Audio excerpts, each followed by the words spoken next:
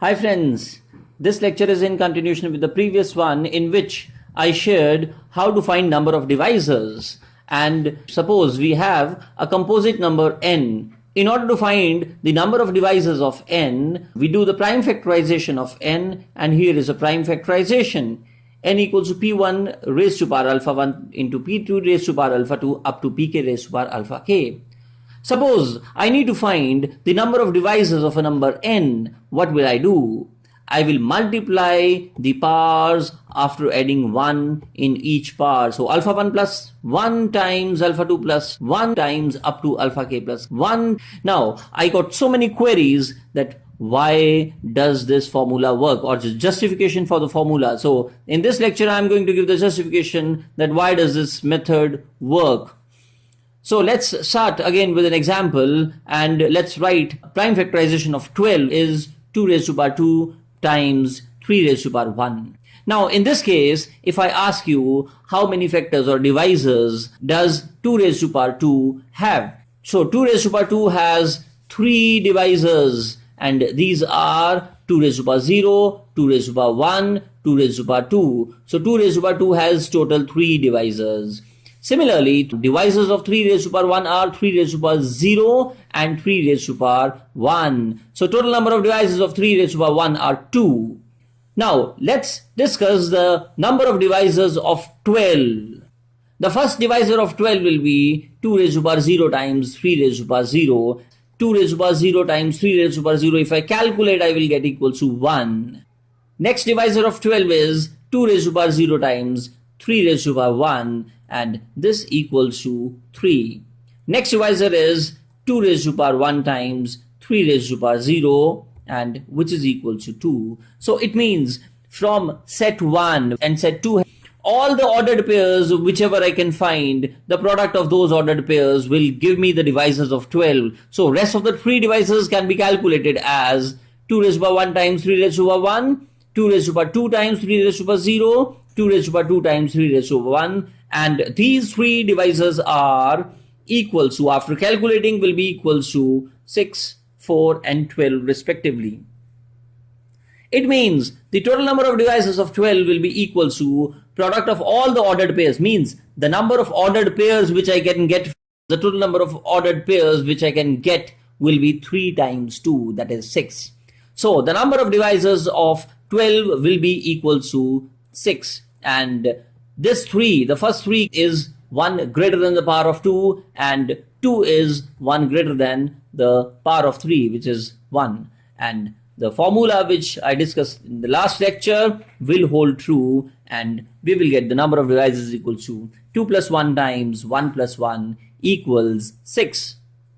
Now let's take the next example, and next example is the prime factorization of 90. Prime factorization of 90 is 2 raised to power 1 times 3 raised to power 2 times 5 raised to power 1.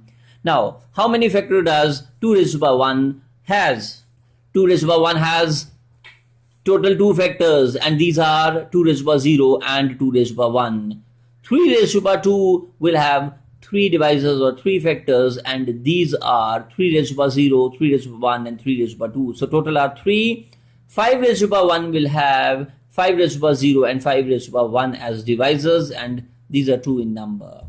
And again, if I want to find the number of divisors of a number 90, now I will again form all the combinations which are possible in these, from these 3 sets. So the first 2 divisors will be equal to 2 raised to power 0 times 3 raised to power 0 into 5 raised to power 0, and 2 raised to power 0 times 3 raised to power 0 times 5 raised to power 1.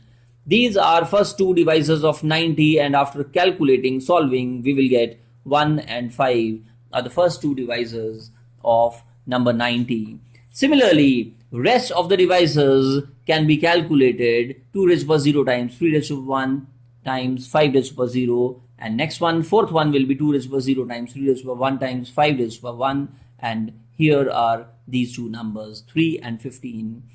Similarly, we can find next 2, and these will be 9 and 45 respectively. Now by taking all the combination with 2 raised to power 1, I will get 6 more combinations, and the divisors will be 2, 10, 6, 30, 18 and 90.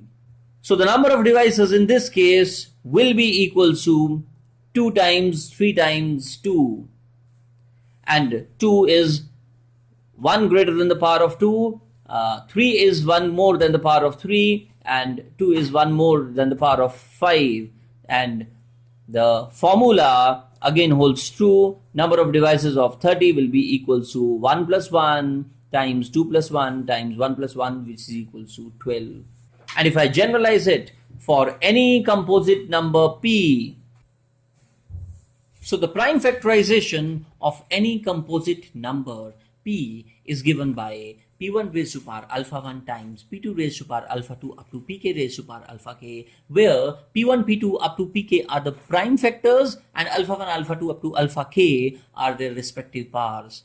And if we talk about the divisors of p1 raised to power alpha 1, p1 raised to power alpha 1 will have these divisors. The first one will be p1 raised to power 0, second will be p1 raised to power 1, and will be up to p1 raised to power alpha 1. And the number of divisors will be alpha 1 plus 1, that is 1 more than the power of p1.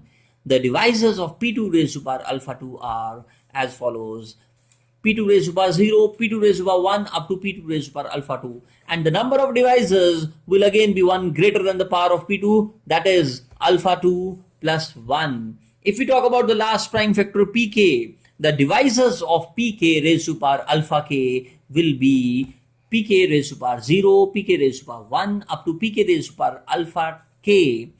So the number of divisors will again be 1 greater than the power of pk, and the number of divisors are alpha k plus 1, and the divisors are 1 more than the power. You can see all the divisors.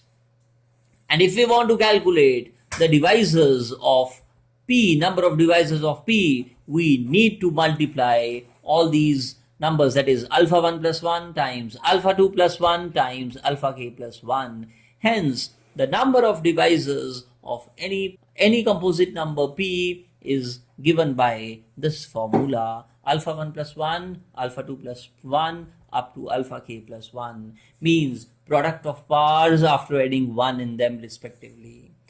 So this is the justification why that formula works. In the next video, we'll talk about sum of divisors. Friends, if you like the video, click on like button and subscribe in order to see more videos. Thank you and have a nice day.